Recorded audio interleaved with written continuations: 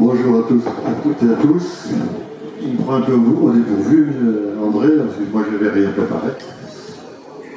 Donc je représente l'ANCO, c'est l'association pour la navigation sur le canal d'Orléans. Le canal d'Orléans qui a les mêmes soucis et les mêmes que vous. C'est-à-dire qu'il a été fermé en 1956, mais lui on a eu l'avantage qu'il soit resté en eau et il est resté propriété de l'État. Donc, théoriquement, on devrait avoir moins de problèmes à le remettre en eau, mais ça avance pas beaucoup plus vite. Donc, ouais, c'est le même problème que vous. Hein, c'est surtout, techniquement, ça ne pose pas de gros problèmes. Il suffit d'avoir un peu d'argent et beaucoup de volonté. Mais le reste, on a de gros problèmes, c'est aussi l'alimentation en eau. Les principaux, parce que comme c'est un canal à bief de partage qui relie la Loire et la Seine, donc la partie haute, le bief de partage est en partie haute, et pour l'alimenter, il y a des grands étangs qui avaient été créés à l'époque, qui sont devenus des postes de loisirs, donc on ne peut plus profiter de ces taux pour l'alimenter. Et d'autre part, il y a une solution qui avait été envisagée, c'est de pomper en Loire, une solution qui avait été adoptée pour un débit de 80 m3/h. Ils ont lancé un appel d'offres pour réaliser cette station de pompage, mais il n'y a pas eu de suite. Et c'est dommage parce qu'il y a une partie qui pourrait être remise en eau, c'est la partie de Montargis jusqu'à Vieille-Maison. Donc toutes les écluses ont été pratiquement toutes rénovées, mais depuis le temps, ça fait plus de 20 ans, ils n'ont jamais servi. Donc on en est pratiquement au point mort. On pense que ça va évoluer suite aux inondations il y a 2 ans, qui a réveillé un peu les consciences. Et puis on a un nouveau président du conseil départemental qui a l'air plus poussé à faire des travaux sur le canal d'Orléans, qui serait un grand axe touristique également entre Montargis et Orléans. Dans un premier temps, c'est la voie verte, c'est la voie cycliste qui doit être réalisée. Nous, on voudrait que tout avance en même temps, parce qu'une fois qu'ils auront fait la voie verte, est-ce qu'après ils auront encore de l'argent pour faire la voie fluviale? Et puis ça va peut-être contrarier un petit peu et abîmer la voie verte. Donc voilà. Voilà, on est à peu près au même stade que vous. Merci André. Merci. Alors maintenant, je vais donner la parole à Monsieur Olivier Poit de la direction départementale des territoires qui représente Madame le préfet du Cher. Monsieur le Président, je vous remercie. Mesdames, Messieurs, je voulais juste dire un petit mot. Premièrement, saluer le travail des bénévoles, saluer le travail de la RECAB. On a besoin de vos associations pour entretenir un patrimoine qui est important, prestigieux, qui soit naturel ou architectural. Et vos associations sont importantes et travaillent dans le bon sens. Et l'État est là pour éventuellement les accompagner en cas de besoin. En ce qui concerne le canal de Berry, vous avez raison de signaler qu'il faut qu'il soit en bon état pour qu'on puisse naviguer dessus et puis pour que ces besoins en eau ne soient pas trop importants et qu'on puisse les fournir. Donc l'État n'est pas là pour monter des projets, l'État est là pour les accompagner et pour aider à monter ces projets et dans le cadre, on a parlé de la loi sur l'eau, mais la loi sur l'eau elle n'est pas là pour vous embêter, elle est là pour préserver les milieux aquatiques et c'est des milieux aquatiques souterrains. Et donc nous, notre rôle État, c'est de vous aider à monter ces projets de manière à ce que on puisse demain encore fournir de l'eau à nos enfants et petits-enfants pour notre bien-être. Donc voilà, merci pour votre action. On est toujours là pour vous accompagner. Pas pour monter les projets, bien sûr, c'est pas notre rôle, mais ça reste tout ça.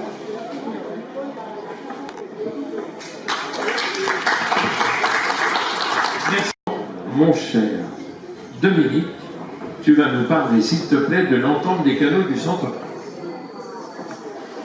Bonjour à tous. Alors l'entente des canaux du Centre-France, comme vous en avez eu un petit aperçu, elle fédère une dizaine d'associations, toutes concernées par le patrimoine fluvial. Alors le périmètre, le territoire, quand on dit Centre-France, c'est Centre, Bourgogne, Franche-Comté et une toute petite partie de Rhône-Alpes. Et dans ces associations, certaines militent pour la préservation de leur patrimoine et ont la chance d'avoir des canaux qui naviguent. D'autres, comme l'AMPO, comme l'ARECAB, militent pour la réouverture de leur canaux. Moi, je suis donc à même de voir l'investissement de chacun et on s'aperçoit que les plus actifs, les plus volontaires, c'est ceux qui ont besoin de militer pour la réouverture de leur canal. Aujourd'hui, le thème du colloque était l'alimentation en eau. Et l'alimentation en eau, c'est un problème permanent partout. Alors, les représentants de l'État a parlé de la loi sur l'eau et les milieux aquatiques. On pense qu'il y a des bonnes choses dans cette loi, il y en a des moins bonnes. Nous avons quelques experts au sein de l'entente des canaux du centre qui voudraient bien que certains aspects de cette loi soient revus. Et on entend, par exemple, dans cette loi, il y a la liberté de la circulation d'eau, avec un impact sur les barrages, avec un impact sur les petites structures, telles les moulins. Et puis, savoir que par exemple, nous, ce qu'on a plutôt en tête, c'est que les moulins, c'était capable de retenir chacun entre 2 et 3 hectares, voire un peu plus selon les endroits.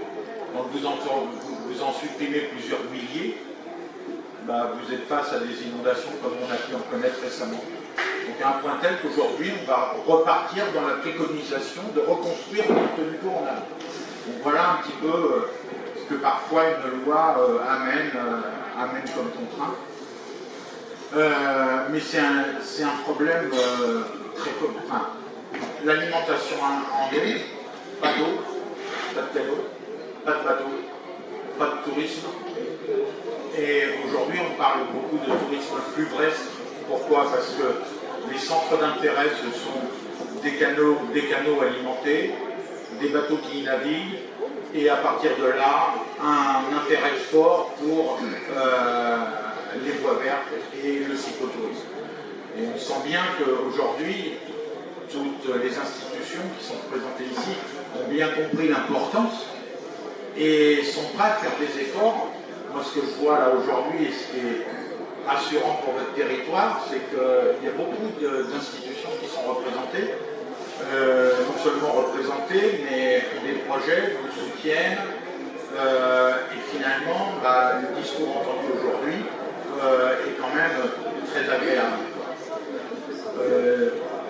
L'autre point de ce que je peux retenir de la mission de l'ARECAB, c'est que j'ai des sources d'informations qui viennent d'un peu partout.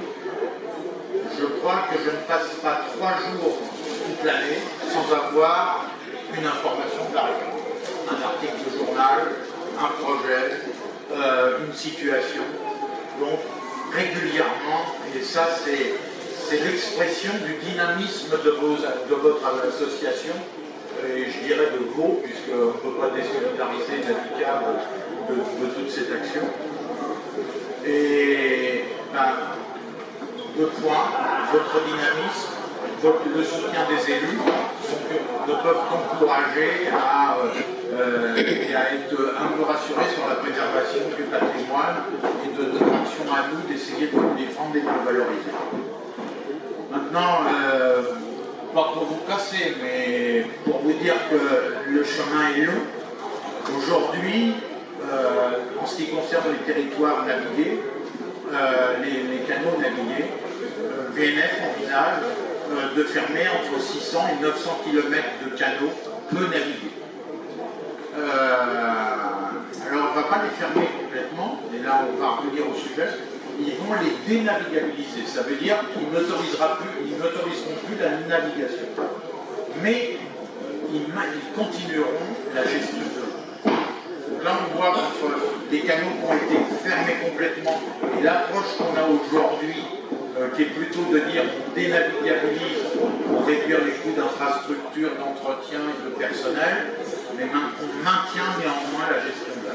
Ça, ce sont des progrès par rapport à nos époques où on a fermé les canaux. Donc encore un point, et ça c'est aussi pour vous dire, même si vous arrivez chaque jour à faire des progrès pour réouvrir des petits tronçons, il ne faudra jamais perdre de vigilance, parce qu'un jour, les tronçons non navigués vont se faire. Voilà.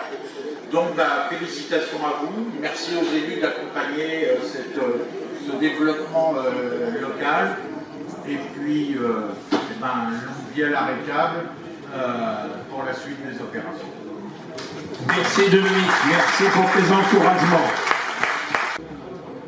Alors maintenant, on va traverser le Channel et on va aller en Angleterre. Alors bonjour mes amis d'Arrêtable, merci André, le président, de m'avoir invité encore une fois. Je crois que c'est la 8e année que l'organisation de Cotswold Canal est venue en France et la jumelation, ça continue toujours malgré le Brexit.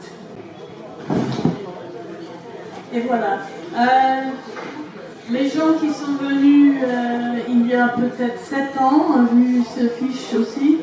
L'objectif de notre organisation, c'est le même que le canal de Berry, c'est de restaurer et surtout de reconnecter les canaux de Cotswold au réseau national des chemins fluviaux. Alors, c'est de connecter le Grand Rivière Severn avec la Tamise. Alors, réalisation de 2018 à noter. Le 2 février, le prince Charles, il est venu chez nous pour ouvrir une écluse qui était qui représentait cette action complète formellement la première phase de restauration des Cotswolds. Aux adhérents de Cotswold Boat Mobility. Alors ça c'est une organisation de communauté. Alors le succès du projet, on propose le deuxième pour cette prochaine étage. Il y a un mile qui n'est pas logique. De lieu, et maintenant on va inaugurer les 2 belles expositions. Donc, la ressource en... Là, le son... C'est bon, c'est bon. La ressource en eau, la faune, la flore. Et je tiens à remercier, où est-ce qu'elle est? Elle s'est sauvée. Ah, je vois madame la conseillère départementale. Bonjour. Merci Delphine d'être venue. Donc, comme je le disais tout à l'heure, c'est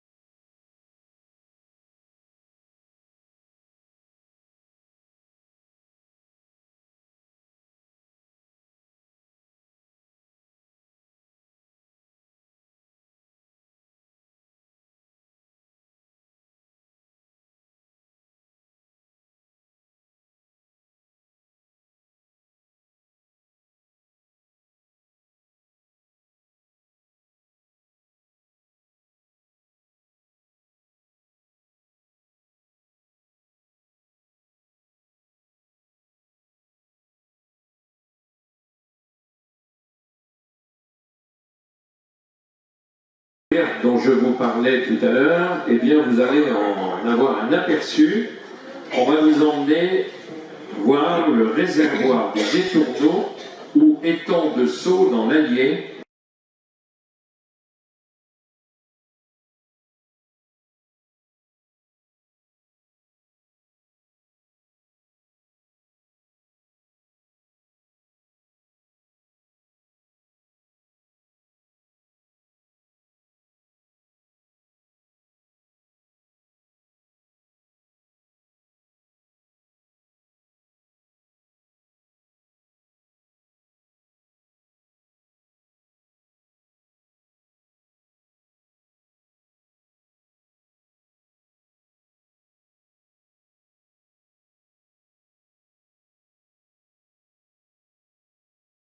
Bien, l'heure tourne, mes amis, et on va aller faire un tour à la rigole du Clou.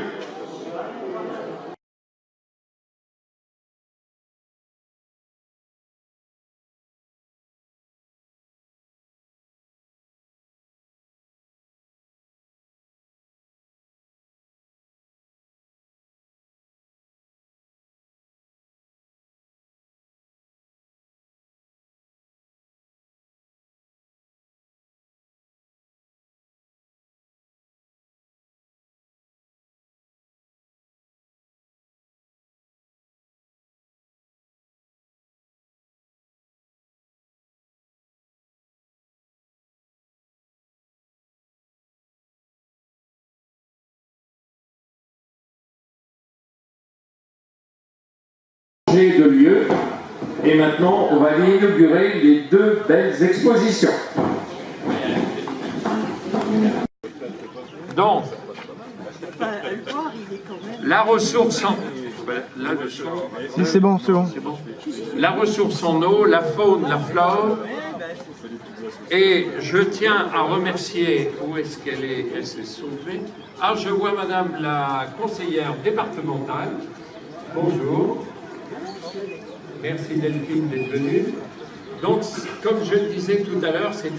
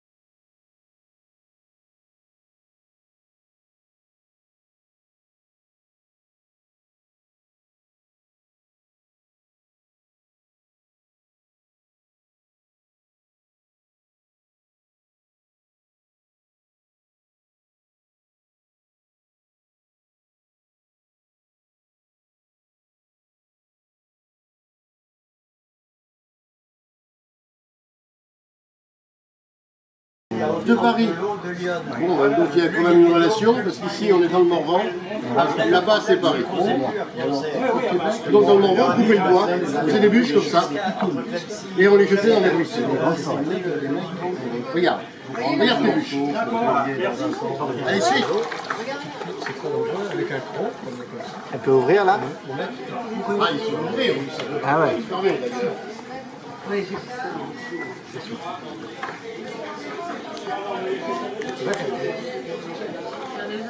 Là, ça va d'ici à Vierzon jusqu'à chez nous à Viroflay. Regarde. Et là, c'est une petite maquette. On ne peut pas dire qu'on peut dire ça, mais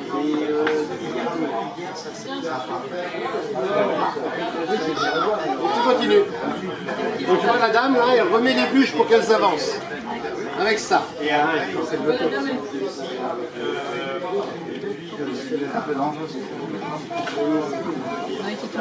Alors là, on est arrivé à Clamcy.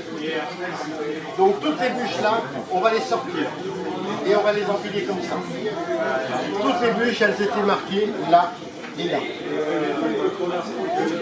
On va les empiler et on va aller juste après, on va les construire naturellement. Ah.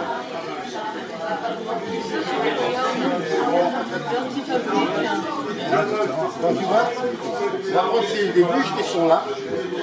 Maintenant, là, tu peux prendre, là, elles sont collées. Là, elles sont collées. Hein.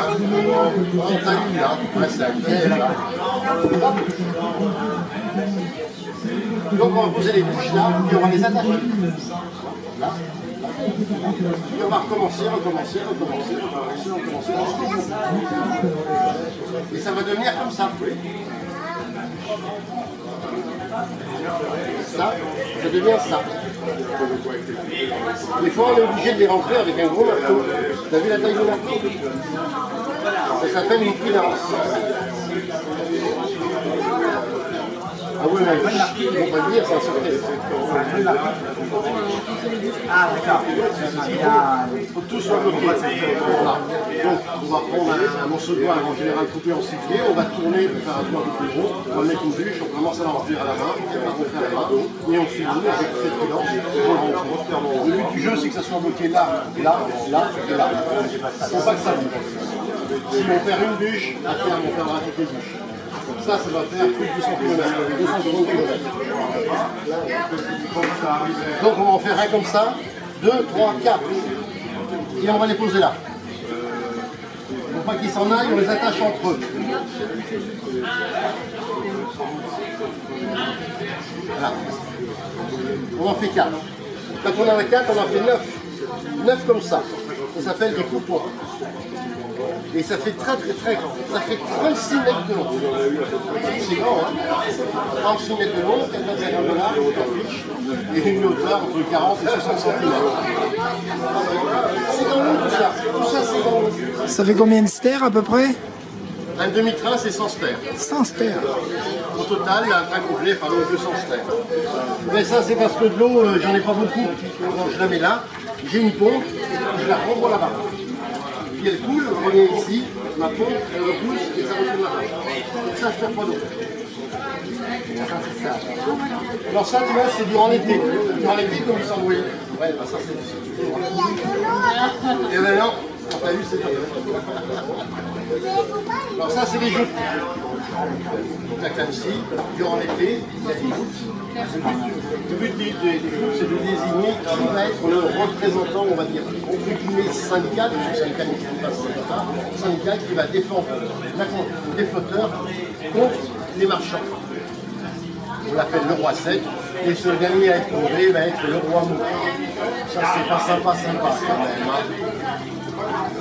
Donc ça, c'est une démonstration d'un 23. Donc ça, c'est représentatif d'un 36 mètres par 4 mètres 50. C'est pour prouver que s'il est plus gros, il passera pas les virages. Hein, c'est un méandre simple, et même dans un méandre simple, on peut pas passer. C'est pour ça que les trains comme ci, étaient à 36 mètres. Et qu'après Châtel-son-Soir, vers Rossel, on a rattaché deux, l'un derrière l'autre, et donc à ce moment-là, 70 mètres, et c'est ça qui est remonté jusqu'à Paris. Et Auxerre, c'est où Auxerre dans le truc là? Oui, vous passez pas par Auxerre? Si, on passe par Oui, c'est où dans le cheminement là? Le cheminement, vous devez le voir. Non, non, mais sur votre représentation ici, là. Ça y est pas. Ah, il y est pas, d'accord. On va Ok. dire qu'Auxerre, ça serait quelque part par là. D'accord. Parce que ça, c'est représentatif du méandre qu'on a à côté de Monéto. Là, c'est la Seine, là. Non, là, on est encore sur Lyon. En Lyon. Bon, après, on n'a pas tout représenté. Oui, oui, oui. On n'a pas la place. D'accord. De Lyon, on va passer dans la Seine à Montreux, sachant que c'est l'inverse. C'est la Seine qui se déverse dans Lyon. On se base sur les débits moyens des rivières. Si un jour vous avez l'occasion, allez faire un tour en métro, quand il y a eu un petit peu d'orage. Vous allez voir la taille des deux rivières. Eh bien, il n'y a pas photo, c'est Lyon le plus haut. Ah bon, moi je croyais qu'elle allait dans La l'autre Seine sens. aurait dû s'appeler Lyon. Ah d'accord. Mais Séquana était déjà là, Séquana est restée, c'est tout. La Seine est restée la Seine. Sachant que pareil, entre la Cure et Lyon, la question peut se poser. La Cure, qui est une rivière qui jette en Lyon, si on regarde vraiment les débits, la question peut se poser, ça serait plutôt la Cure plutôt que Lyon. Et on va pas faire l'histoire. Donc les tramways ils vont aller jusqu'à Paris, il faudra faire voir entre 10 et 12 jours. Avec deux personnes, juste à l'entrée de Paris, vers Bercy, Charenton, voilà. La traversée de Paris, quelque chose de très compliqué, c'est parce qu'il n'y a pas d'autoroute. La 86 c'est pas fait, ils n'ont même pas pensé. La francilienne, il y a encore des lames, et ils n'ont même pas fait le périph'. En réalité, c'est la rivière qui sert à faire le transit des marchandises. En plus, il n'y avait pas de barrage à cette époque-là, donc énormément d'alluvions, donc des bancs sables comme on en a sur la Loire par exemple. Donc c'est des gens particuliers qui s'appelaient des privés, c'était des pilotes en fait, hein, ils savaient piloter dans un environnement un petit peu difficile, qui allaient prendre le train de bois et l'emmener jusqu'au lieu où elle allait être démontée. C'est bon, il va falloir qu'il ressèche un peu avant d'être vendu. En 1804, on a fait flotter 3535 trains de bois. Donc 700 000 stèles. Je ne sais pas si vous avez connu ce que ça représente, c'est monstrueux. Si on rajoute le bois qui a été flotté sur la Cure et sur l'Armançon, on arrive à 1 million de stèles de bois qui ont été véhiculées sur Paris. Donc la crise du logement existait déjà à cette époque-là. En réalité, les surfaces sont petites, il faut monter très haut.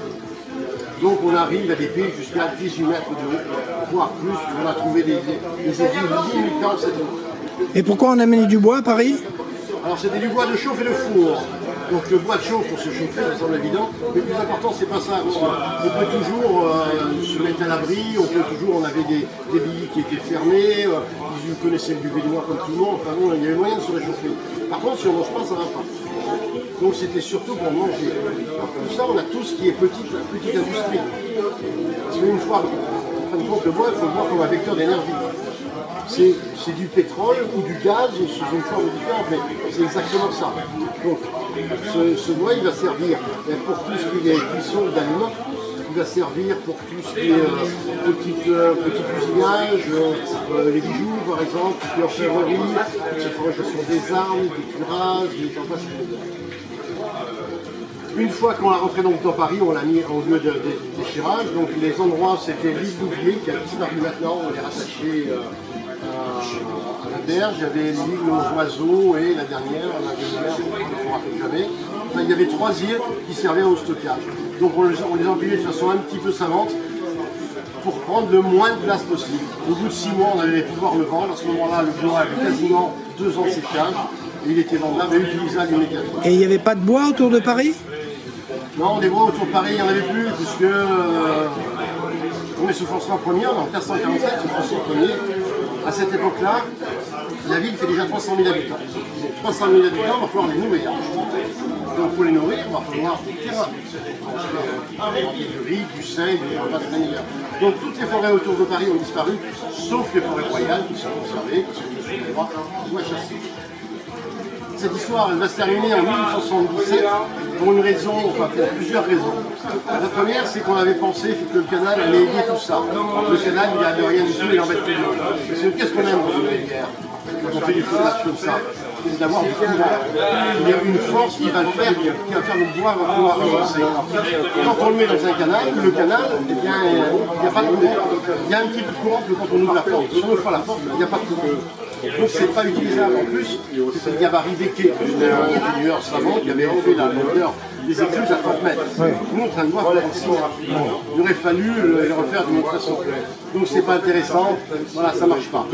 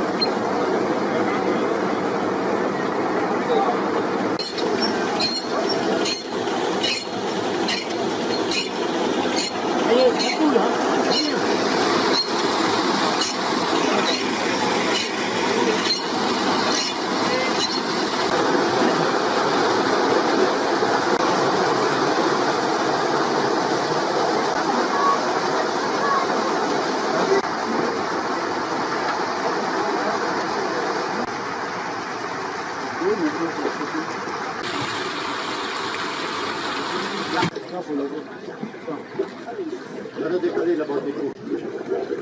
Allez, ça passe. Allez. Il y a encore un peu d'eau. Il faut costaud, il ouvre la main. On va la voir.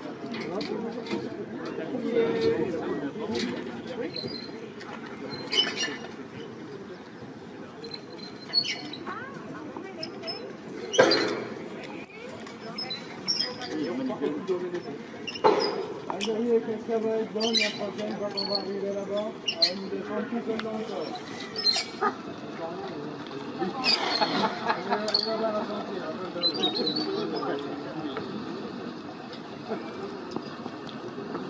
Roulez, mauvaise graine. Non, mais après.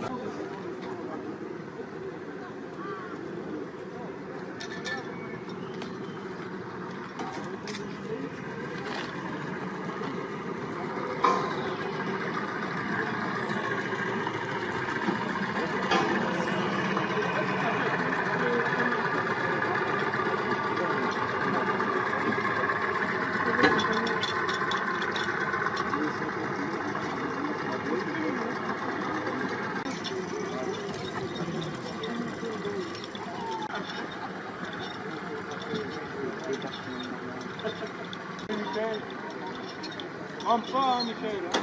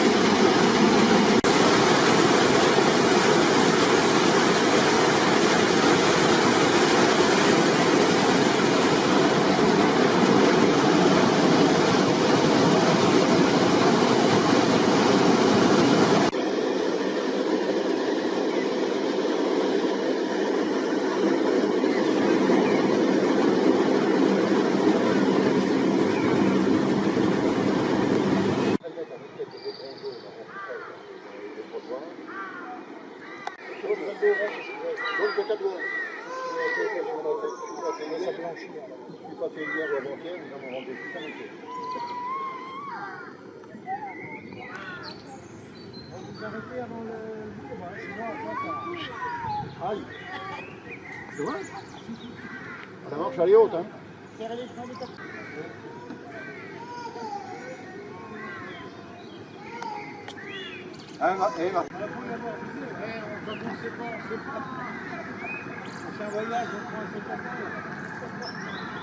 Petit sourire.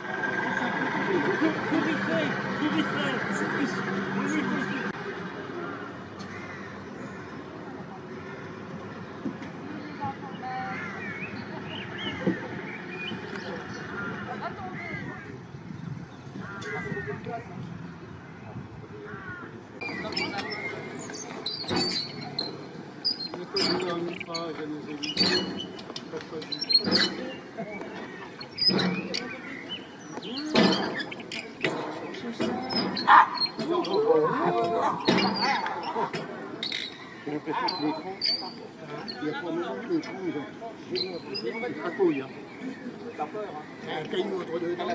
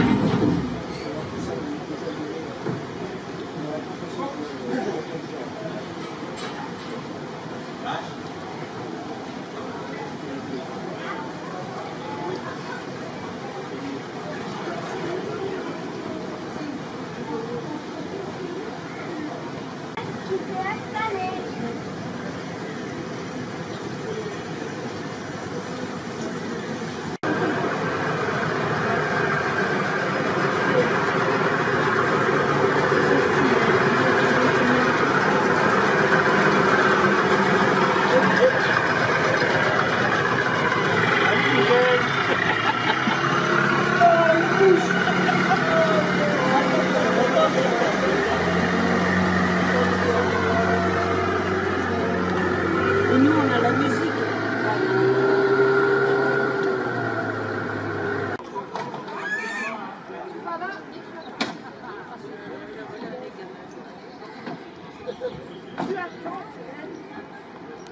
Merci beaucoup.